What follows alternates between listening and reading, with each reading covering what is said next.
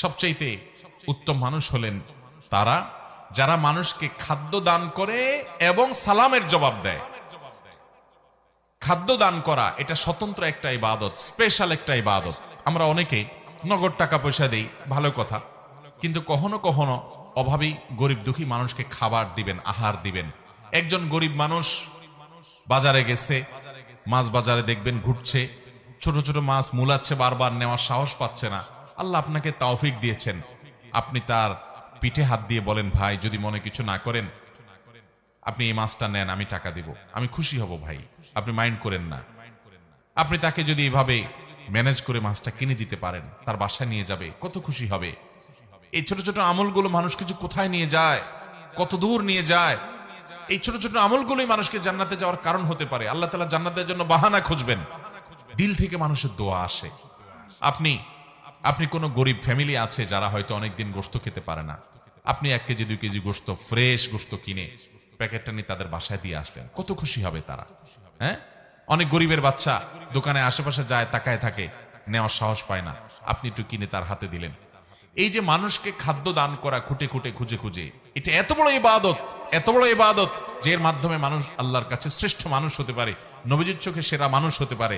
সেরা 11 মানুষের ভিতরে আপনি ঢুকতে পারবেন যখন এই গুণটা আপনার মধ্যে আসবে। সেই সাথে মানুষের সালামের জবাব দেওয়া। অনেকে আছে সালামের জবাব দেয় না ভাবসাবের কারণে, আছে না নাই? ওনার অনেক বড় পাওয়ার, উনি ক্ষমতাবান, উনি নেতা, উনি পয়সাওয়ালা, ওনার ভাবসাব আছে, এই ভাবসাবের কারণে সালাম দিলে সালামের জবাব দেয় না।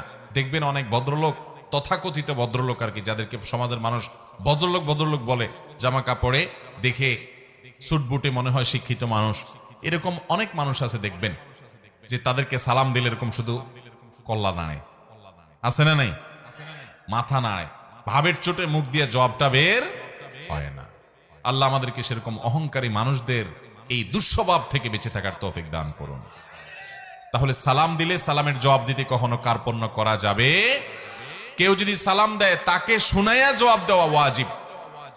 আপনাকে কেউ সালাম দিল, আসসালামু আলাইকুম বলল, আপনি মনে মনে জবাব দিলে হবে না। আপনাকে কি করতে হবে? ওই লোকটাকে শুনাইয়া জবাব দিতে। আপনি গাড়িতে যাচ্ছেন, সে সালাম দিছে, গ্লাস লাগানো, শুনতে পাইছেন, কিন্তু আপনার জবাব সে শুনবে না, গাড়ি রানিং এ আছে, তাহলে মুখ দিয়ে জবাব দিবেন আর হাত দিয়ে ইশারা দিবেন যে জবাব আমি দিছি।